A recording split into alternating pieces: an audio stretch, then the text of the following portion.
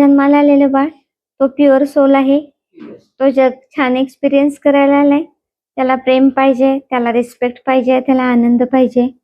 मिळतं का? सगळ्यात पहिली सुरुवात आईपासून होते आणि सगळ्यात जास्त त्रास त्यांच्या आईने दिलेला आहे. आणि हे मग त्याची फर्स्ट फॅमिली आली, सेकंड फॅमिली आली, मित्रमंडळी आले, शेजारी पाजारी आले, समाज आला, त्याच्या ऑफिसमध्ये काम करणारे लोक आले, येता जाता रस्त्यात भेटणारे लोक आले. कोणी चेष्टेपोटी काहीतरी एखादी गोष्ट बोलली ती म्हणायला लागली, कोणीतरी रागानं बोललंय ते म्हणायला लागलंय, कोणीतरी सहज सांगत होतं ते म्हणायला लागलंय, एखादा माणूस प्रेमानं सांगत होतं त्याचा अर्थ आपण वेगळा लावलाय ते पण म्हणायला लागले, एखाद्याला खरंच डिवचायचं होतं म्हणून त्याने आपल्याला डिवचले. असे किती इम्पॅक्ट त्या माणसावरती होत गेलेले आहेत आणि त्यातून ती पर्सनॅलिटी तयार झाली.